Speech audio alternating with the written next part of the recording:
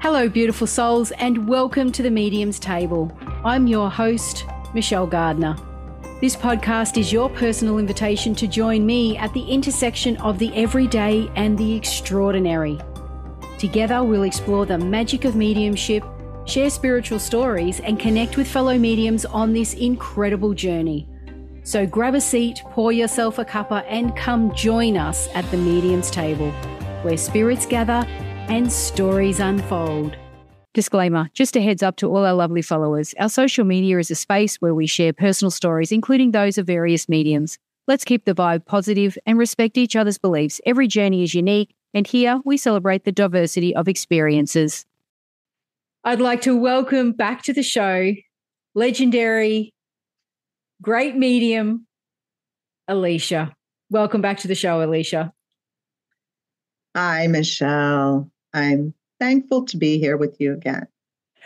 It's always a pleasure. Yeah, and I just want to throw out there for the viewers and listeners, if you have not heard Alicia's previous episodes, please do yourself a favor and go back and have a listen. I will put the links to previous episodes in this actual podcast in the description, so you can just do a click back.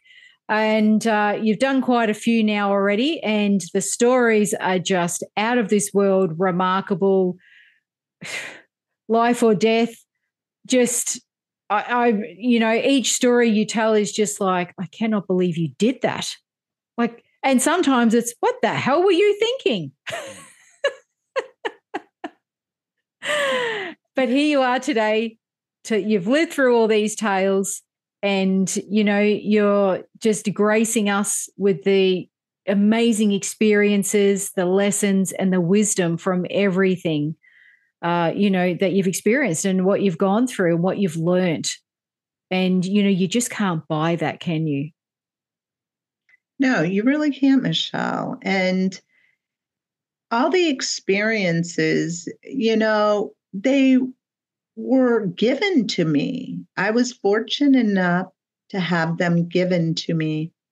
And, the old adage, when life gives you lemons, you make lemonade, or, it's true. And to make the best of each opportunity we've been given, because it is in that we can give it to others, like doing these podcasts. Not only me, but the others that have done them, and will do them long after. It's that story that they allowed themselves to have that experience, so to speak, so that we can talk about it. And others can say, wow, I've had that very similar experience. Wow. And they made it, and I can make it too. That's what it's about it. It is. And we learn so much through stories, don't we? We much do. Through stories. And stories are getting lost, Michelle, getting lost in today's world. We don't know whether it's AI generated or whether the person actually did that. Did they get paid to do it? Did they not get paid? What was it? Was it COVID so I can travel all over the world? I'm sure they got experiences. I'm sure they were wonderful. But were they just given to them, to follow or whatever? Yeah. It makes a difference, I think. It does. What do you have for us today? What are you going to grace us with today? Oh, with my presence, of course. And I'm so pleased that that's happening. Yeah. Well, yes. Just a little joke there. One of the stories I'd like to tell, and look at me, I'm looking up. I have to think. This is what happens when we age, right? Where was I again? What was I doing? Where was I? What year was it? Oh, God. As my kids used to say, were you driving the stagecoach across? Oh, no. I'm like, what? Yeah, that was 1819. I drove my stagecoach across America. Yeah. It was really pretty hard. Did you give them a 5-second start before you chased them? After they said that? Exactly. Oh, my God, that's So true. I'd like to start with a story. I had been traveling back and forth to England, right? I had made friends. I was doing mediumship in England, and I would go over, I would do mediumship, work different platforms, churches and things, psychic suppers. And on this particular occasion, I had a good friend named John. John's passed now into spirit, but he was a musician, just brilliant. And we had this wonderful friendship. And I would stay with he and his wife, Angie, when I would first get into England. And before I would depart, I would stay at their home. And they were so welcoming, just lovely people. And John and I did a lot of crazy things together. One of them, and I will do on another podcast, my synchronicities took me to a rave in Wales. And I brought John along with me to the rave in Wales. So that can be another podcast. But in this particular time, prior to going to England, someone or something had mentioned this Damanhur to me, and they were called the temples of mankind or humankind. And they were up in the Alps, the Swiss Alps, but on the Italian side of the Swiss Alps. So they were in Italy. And I just knew that was somewhere I needed to go. I had to go there. It's that gut feeling, intuition. And I said, well, if it so happens, I will end up there. I knew I was going to England. And if I had the money, I'd go. And I was planning like this trip all over Europe. I'm going to Bern, Switzerland to pick up a drum. I'm going here, there, and everywhere.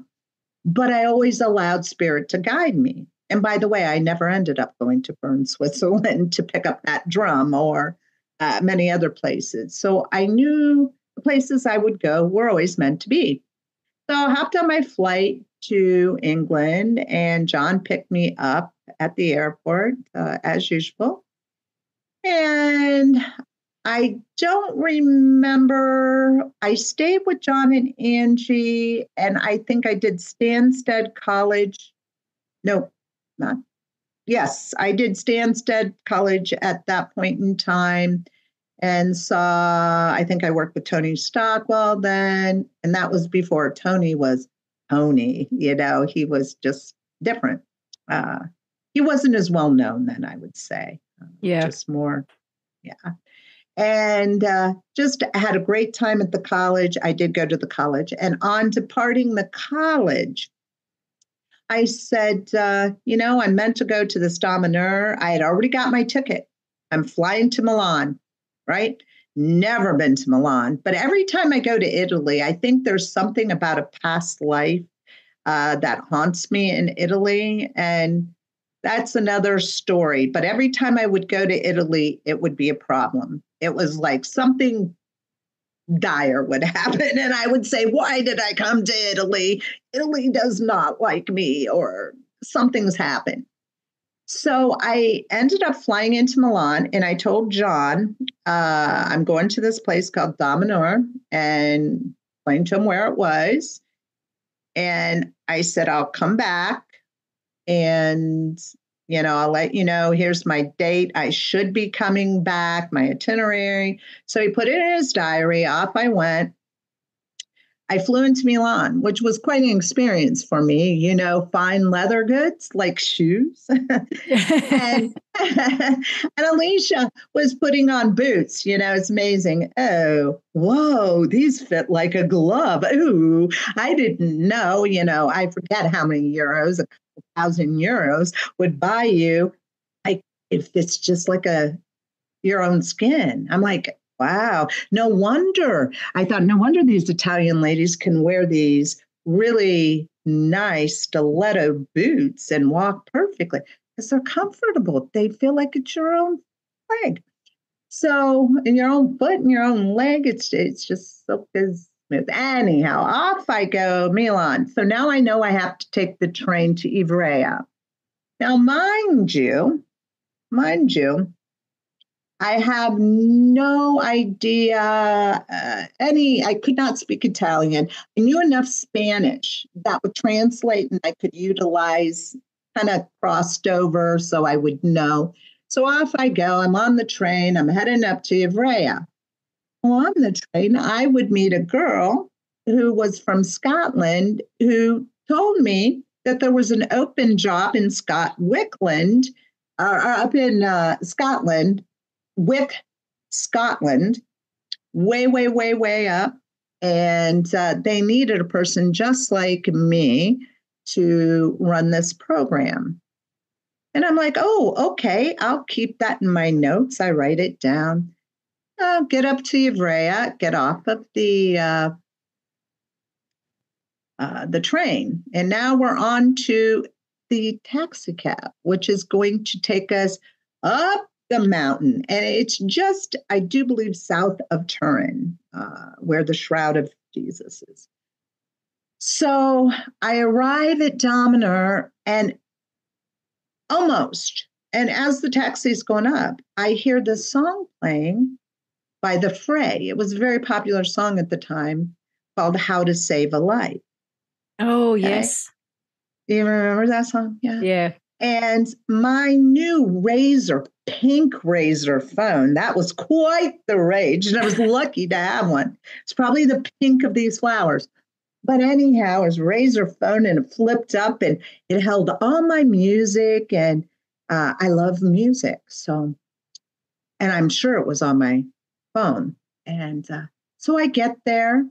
So now what they do when you first got to Damanhur, now it's all changed, I'm sure, 100%, because the man who created Falco, and he called himself Falcon, but his name was Falco, has since passed. So a lot of things have changed. But back then, this was a very private community, and you were welcome to go there.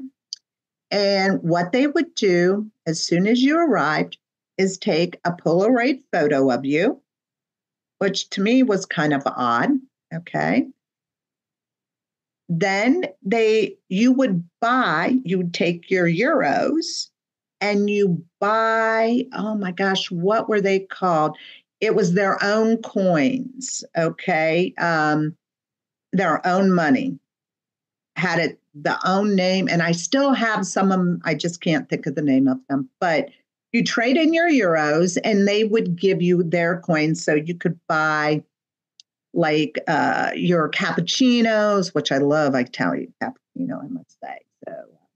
So cappuccinos, groceries. This was like a community all of its own, generated of its own.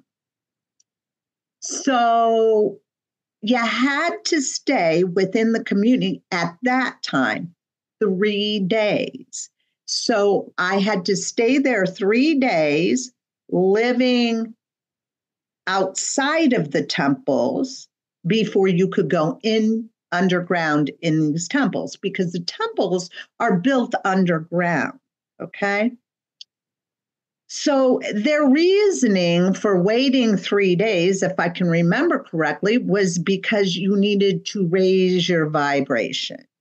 Okay. I'm like, okay.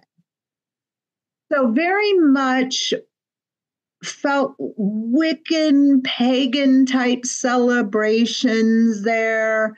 And I took a lot of the pictures of the grounds and things. And on day 3, I was allowed to go into the temples. So they take a bunch of you and you wear your special little slipper booties, because you go into an elevator and the elevator takes you down because you're going underground, Michelle. These are all built underground. And each room is a different temple. One is to like spirit, one is to the earth, one is very, very much pagan, Wiccan type things. At least it felt like that to me. Others maybe not so much. But we all got there, and I have my little booties on so you don't ruin the marble floors. And I'm telling you, this was the most spectacular, beautiful thing you've ever seen in your life. The beauty of how people did this. The community built this. He started it by just building, starting digging a hole. And it became these beautiful temples where, oxygen is pushed in from the outside. I mean, gorgeous. Now you can do a YouTube search on it. Back in the day, there were no cameras allowed. I wasn't allowed to have a camera. I couldn't take anything in there at all. No pictures. No cameras, no recording devices.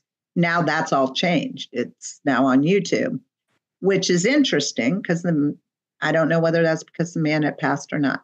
But anyhow, as you go through these rooms and things, the first thing I noticed, Michelle, is I looked up in the first room. I think it was the Earth room. It's the world. And I mean, beautiful designs and marble. And I looked up, and I noticed I had seen this ancient writing in my dreams. I didn't know what this writing was. Still don't know to this day. But I had seen those in my dreams. And I thought, wow, this is pretty cool. Because I'm thinking it's following all the synchronicity, right? I was told to go there. I'm seeing these. So I'm looking around. So now, the lady, your guide, is taking you through all these different rooms. And one room would end up being a room. And you'd have on the wall, the one side of the wall was it looked to be like a black mat. Okay, because it's in the dark. It was called Falco's Laboratory. And on this wall were red streaks going, little tiny red LED lights going across the mat, and then green ones. And what are those? Well, those are ley lines. This is showing the ley lines. The negative is the red, the green is the positive. This is where they're running. And you had, as you came out of the laboratory, there was a room where they had these balls inserted into the wall, and again, I'm saying wall, but this was gorgeous. I mean, it was like a marble wall with these spheres with different colors in them, red, green. They were alchemical liquid that was created. So you would sit in the middle of these and they would send the energy out, you see, to the ley lines, because Falco and the community believed this to be the center of all those ley lines. Right. Okay. So that made sense to me. So now we go down again into another, and I don't remember whether that was called his laboratory, but this was another thing another room I would have called his laboratory, but I can't remember what the room was called, Michelle. I'm sorry, I can't recollect. But there were chairs, and they told us to sit in these wooden chairs. Now, there was very few of us, maybe 5, 6, and you're looking at a gurney, okay?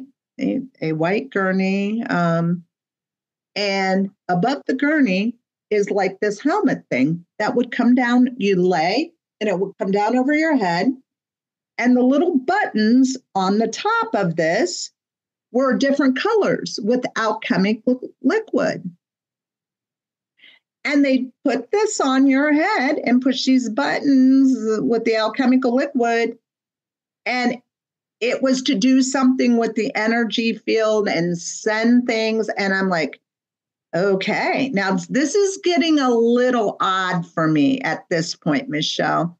You've taken a picture of me or Native Americans say, never let anybody take a picture because why? That's your energy. Okay. They've captured your energy. So I'm trying to let all this go, Michelle, because now I'm working on conspiracy theories here in the middle of this place, right? And then, it's all this odd stuff, this is the center. We're sending this stuff. So now we get to this other room with tubes, glass, and we're talking tall. We're talking maybe 12 feet tall, glass tubes, all in a circle, hanging with this different colored alchemical fluid. I forget, so what we were told is you'd go inside there, the participant would, and send thoughts out that would infiltrate people's dreams. And Falco was asked, and I know I still have the book, he was asked, how does this information get out that you are here? And he goes, because we send it in people's dreams. I don't have to advertise. So I'm like, this is getting kind of even more strange here. It's okay, but this is interesting. So we get to a room, and this was like a sound room, and it was all specially designed. And there's a gong in the side. So the architect was that of reverberating the music, right? And it was all set up like that. So anyhow, the lady hits the gong. And intuitively, I knew to hum to myself. I just started going,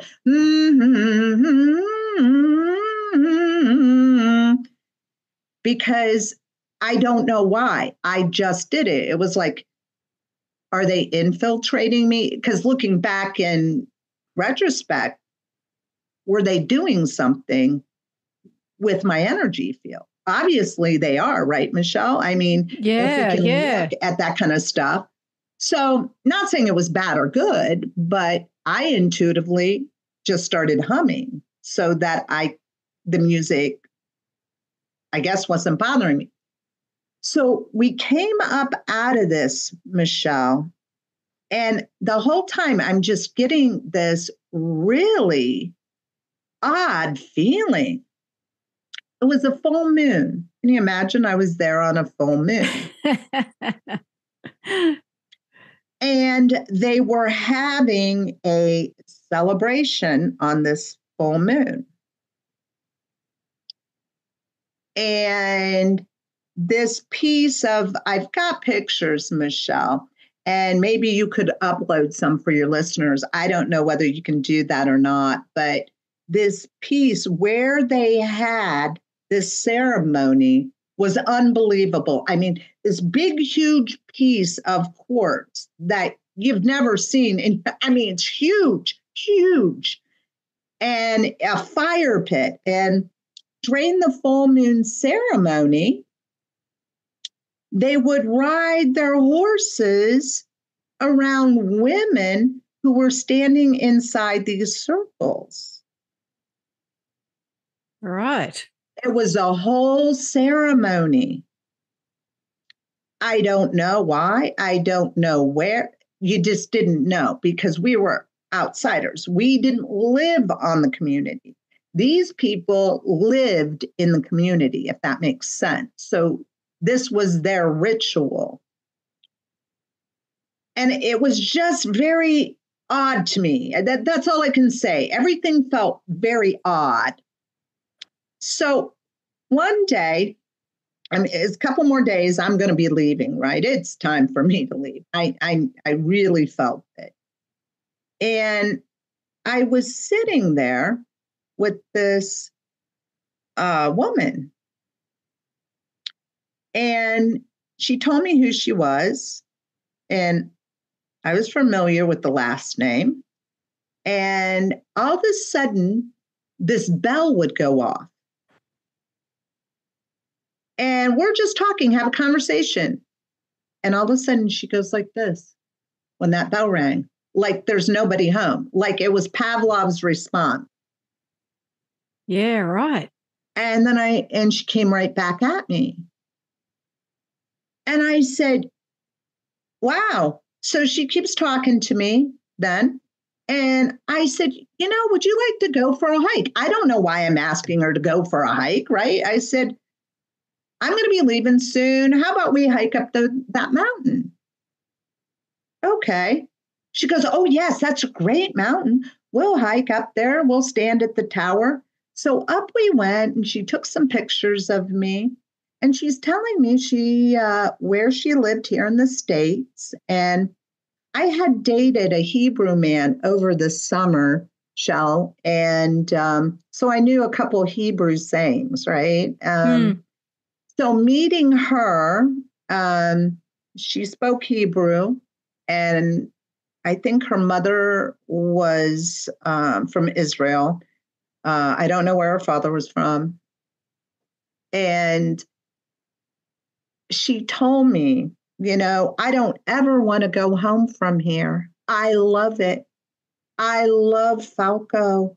This is my home now. I don't want to go home. And I said, okay, fair enough. Why do you like it so much here? Oh, because it's beauty. And look, I learned so much. And she's explaining to me all these things. I said, okay. And this is all during our little hike. And I said to her, I said, the guy that I dated who's Hebrew, there was one song we always played, but it's on my phone. So, when we go back, can you come up to my room and I'll play it for you? She goes, sure. So came back down off the mountain. It was getting dark. I was leaving the next day. So she comes into my room. I open up my pink flip phone, my razor, and I played the phrase song. And she goes, oh my God, she said, American music. Oh, I haven't heard American music so much. And she goes, I want to go home. I'm going to go home. And I go, really? And she goes, yes, I miss home. I said, okay. And she goes, oh my. And I just kept playing more music as we're sitting there talking, right? So that night she leaves, I hug her. She goes back to her, I think they called them pods at the time. So I went to sleep and I was awoken, Michelle. See, because when they take you out of there, they take you by van down to the airport, then down to the train station. Okay.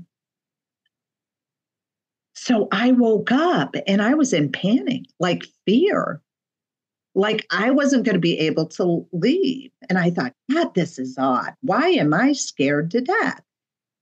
And all of a sudden, it was like I had this calm come over me because I heard, think of perfect love. Not sexual love, but think of the perfect love, the most perfect love you've ever felt, Alicia. And that was having my babies, right? First holding them. Yeah. I'm envisioning that love. And they said, forget about the fear, love. And as soon as I did, I fell asleep. The next morning, I got in that van, they drove me to the airport, and I go, God, John, I'm coming home. This was scary for me. And the other interesting thing, Michelle, is there was no cell service there. You could only use their phone, and you could only use their computers in this like mobile type. You could go in there. There were like 2 or 3 computers in there. You had to use their computers. So to me, this was just kind of different. So when I got back, and of course I bought some things there, and I remembered when we had gone up to the start, How to Save a Life was playing by the Fray. Did I indeed maybe had some influence, not me personally, but spirit, to play that music, to snap that girl's mind to want to go back home? Was I Yeah. saying she was under some kind of hypnotic influence? I have no idea. But she wanted to go home after Yeah. that. Pretty brilliant. Wow. It almost sounds like a little bit brainwashing, doesn't it? Or some sort It of kind of did. It really did. reprogramming. Yeah. Hmm. Because it was so odd, and they all wore white, and this was a commune, basically, a way of living, Mm. but beautiful. And uh, just, again, I would ask your listeners now, because you can look at the temples, Yeah. the underground temples. They are on YouTube. They allow people to take in cameras. And there was something very interesting too. Once a week on a Sunday, Falco would speak from his platform. So he'd get in this room with us all, a whole lot of us, and sit there, and they gave us headsets so we could put it to whatever language we spoke. So he would speak Italian, of course, and you put the headsets on, and then Falco was basically like a guru. He's talking, and answering questions, and yeah. So, Mm. but from my understanding now, that's all kind of changed. It's a little different. So maybe those things changed when Falco left. I don't know. But Wow. again, you just never know where those take you. Yeah, yeah. And just the oddities that are questionable, aren't they? Like you said, the taking the Polaroid, and yeah, interesting. And they had your money. They had your money. So, Yeah. in other words, you couldn't use your euros. So they're oh gosh, I can't remember. But yeah, and this was all their own money. And yeah, it was a very interesting experience. So it was a little bit, well, kind of literally converting your money to their currency, the way of thinking, the way of dressing. Yeah, that's a bit weird, isn't it? Like Yeah. you're saying with the Oh. tubes in there, how they can then access or, alter. Was it to alter brainwaves or energy in the mind? Well, he could send thoughts to you telepathically, is what he was saying. I will send them to you in your dream time. He believed this to be the center of all ley lines. So Yeah. whatever energy he sent out would then. Yeah. Did you ever stay in contact with that girl that you played the music to? I did not. And I wished I would have. I really wished I would have, because I hope she made it back to New York. Yeah, wow. Oh gosh. I'm definitely going to look that up online, and I'll definitely add some photos for viewers to have a look at, and I'll put the name there as well. So if anyone wants to look it up for themselves, they can. But it sounds spectacular. I can't wait to look at the photos. Oh, it's absolutely gorgeous. I mean, my words can't express the beauty in it. I mean, and to know this was all made by human hands. This was not, they dug it out with their hands. I mean, Michelle, it's amazing. And I think they called it the seventh wonder of the world, or eighth wonder, whatever it was, some kind of wonder of the world. And it truly was. It is truly gorgeous. And totally different now, like I said, because you can view it online. And so things have changed. Wow. Another unique experience. Yeah. Incredible. Incredible. Yeah. Sounds gorgeous. I can't wait to see the photos. Yeah. Wow. And when I'll never forget, Michelle, because when I got off, I told John I was on my way, right? And I got off the airplane in Heathrow, and I took a Hackney cab, to his home. And I remember knocking on his door, and he looked at me, and I go, I just want to go huddle in a womb-like position somewhere for a while. And he started laughing. He goes, oh, good God, what could have happened? And I said, we'll explain it later. It was quite, to me, it was, it really, it was different. And if anyone else has had that experience, please comment, because I'd love to hear what other people have felt, or what their perception of what was going on there was like, even if they experienced it years ago, and if they've experienced it in current times. It'd be interesting to see the difference. Yeah, I'd like to know what it would be like to go back today. So I would really encourage listeners, if they've been there recently, what was their experience? So did it sound anything like mine? Because just from the sounds of it, it's really, really changed. It's different. And again, maybe all of this meant nothing, and it was a fear in my head that was created. Yeah. But the whole takeaway from it, and why the synchronicity led me there, I believe, was no more than that girl helping me and connecting with me.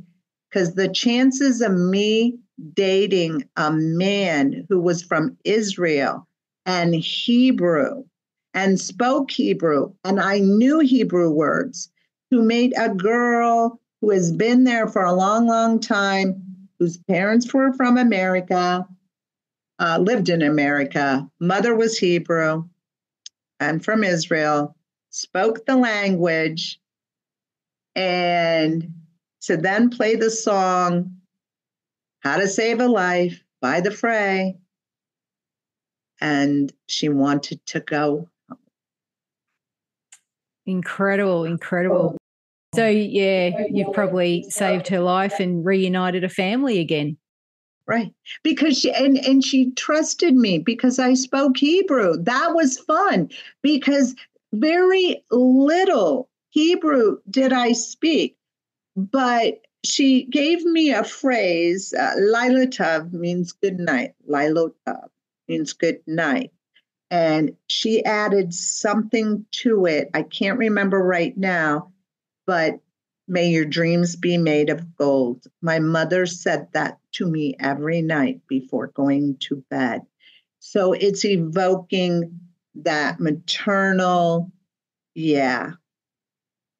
So I believe she was there and I was there, and that's where spirit needed me at that moment in time. Fascinating, fascinating. Thank you so, so much, Alicia, for being on the show and telling that unusually, that's a little curious now. I'm curious. Like I said, if any listeners have had similar experience, please comment and let us know, because, now it's like, I get to the bottom of why it's all really, what's really going on there, Yeah. So. Or isn't anymore.